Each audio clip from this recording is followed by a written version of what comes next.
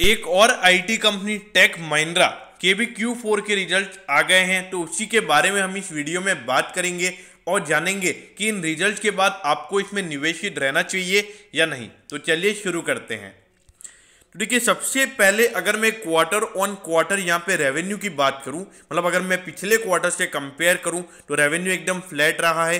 0.8% का ग्रोथ हमको इसमें देखने को मिला है, मतलब पिछले क्वार्टर के कंपैरिजन में फ्लैट परफॉर्मेंस यहाँ पर हमको देखने को मिला है। अब इसके बाद अगर हम पिछले क्वार्टर से प्रॉफिटेबिलिटी की यहाँ पर अगर हम बात करें तो वो यहाँ पे 19% का प्रॉफिट क्वार्टर ऑन क्वार्टर यहाँ पर हमको गिरता हुआ नजर आया है। और जो टोटल प्रॉफिट यहां पर इनका निकल कर आया है वो है 1044 करोड़ का। तो देखा जाए तो पिछले क्वार्टर के कंपैरिजन में 19% का प्रॉफिट भले ही गिरा हुआ है, लेकिन अगर हम वाई बात करें, मतलब पिछले साल के जनवरी से मार्च वाले क्वार्टर से अगर हम कंपेयर करें तो 43% प्रॉफिट यहां पर हमको बढ़ता हुआ नजर आया है।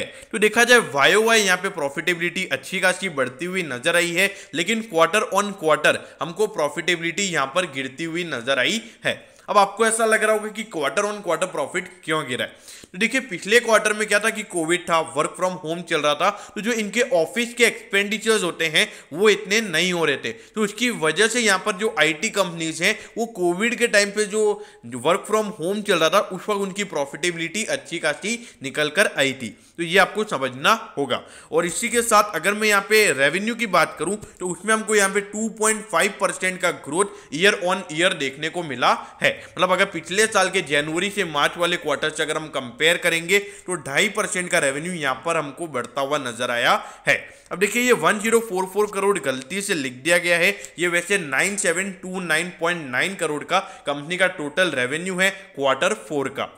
तो देखिए, अगर ऑल ओवर देखा जाए वाई ग्रोथ अच्छा है। अगर थोड़ी बात करें इस बार थोड़े एक्सपेंडिचर ज़्यादा होने की वजह से प्रॉफिट भले 19% गिरा है, लेकिन मेरे ख्याल से जो मार्केट के एक्सपेक्टेशन है उससे बढ़िया रिजल्ट यहाँ पर इसके निकल कर आए हैं। और देखिए दोस्तों, अगर आपको डिविडेंड के बारे में जानना हो तो मैं डिविडेंड के बारे में मेरे को जैसे ही पता चलेगा मैं कमेंट सेक्शन में पिन कर दूंगा, जिससे आपको पता चल जाएगा।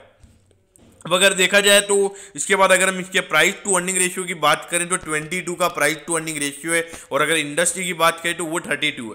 तो देखा जाए ऑल ओवर इंडस्ट्री के कंपैरिजन में सस्ता मिल रहा है। वैल्यूएशन पॉइंट ऑफ व्यू से मुझे ये टाटा जो टेक महिंद्रा है वो मुझे एकदम बेस्ट लगता है। और डिविडेंड यील्ड भी अगर आप देखोगे 1.58% का डिविडेंड यील्ड है। तो देखिए, ग्रोथ स्टॉक्स से अगर इतना अच्छा डिविडेंड आपको मिल रहा है, मेरे ख्याल से कोई भी दिक्कत वाली बात नहीं होनी चाहिए। अब देखिए, 92,000 करोड़ का मार्केट कैप है, जो जल्द ही मेरे ख्याल से जो अगला फाइनेंशियल ईयर एंड होने वाला है 2020 का, तब तक मेरे ख्याल से ये आराम से 1 लाख करोड़ का मार्केट कैप टच कर लेगा।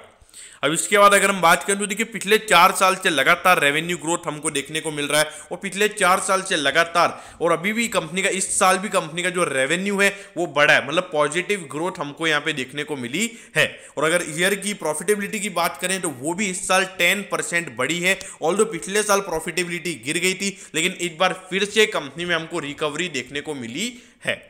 अब यहाँ पर अगर आप देखोगे तो टेक महिंद्रा का अगर आप शेयर देखोगे 962 पे ये शेयर भी आपको मिल रहा है, और 1019 का इसमें भी देखा जाए इसके हाई से करेक्शन है, मतलब अराउंड 10% के करेक्शन पे 1019 नहीं sorry 119 rupees, sorry I was wrong, 119 rupees का करेक्शन इसमें ऑलरेडी इसके पीक से देखने को मिल गया, मतलब अराउंड 10% के करेक्शन पे ये स्टॉक आपको अभी मिल रहा है। देखिए, टेक महिंद्रा का एक मेन इश्यू यही है कि अगर आप इन्फोसिस हो गया, विप्रो हो गया, फिर टीसीएस हो गया, इन्फोसिस और टीसीएस तो डेट फ्री है, और उसके बाद में विप्रो का नी के बराबर डेट है, लेकिन टेक महिंद्रा का थोड़ा सा डेट है, तो उसकी वजह से जो इसका प्राइस टू अर्निंग रेशियो है वो कम, मतलब 20 टाइम्स पे ये ट्रेड हो रहा है। जबकि अगर आप इन्फोसिस और टीसीएस को देखोगे वो लगभग 31-32 टाइम्स पे ट्रेड हो रहे हैं। तो अगर इसका जो प्राइस, इसका जो अर्निंग पर शेयर है वो 50 का है, तो अगर उनके वैल्यूएशन के लगभग ये शेयर अगर ट्रेड होता है, अगर 30 के प्राइस टू अर्निंग रेशियो पे भी ये जाता है, तो इसका वैल्यू निकल कर आता है 1500 रुपए। तो देखा जाए एक अच्छे वैल्यू पे ये मेरे ख्याल से मिल रहा है, और ये महिंद्रा ग्रुप से बिलोंग करती है कंपनी, तो मुझे इस कंपनी पे पूरा भरोसा लगता है। तो इसलिए मेरे ख्याल से जो लॉन्ग टर्म इन्वेस्टर्स हैं वो यहाँ पे डेफिनेटली इन्वेस्ट कर सकते हैं, और जिन्होंने पहले से इन्वेस्ट किया हुआ है अगर लॉस में हो तो मेरे ख्याल से इससे बढ़िया मौका एवरेज करने का नहीं मिलेगा, आप इसको तुरंत बाय कर सकते हो। तो दोस्तों मैं होप करूंगा कि आपको ये वीडियो अच्छा लगा होगा।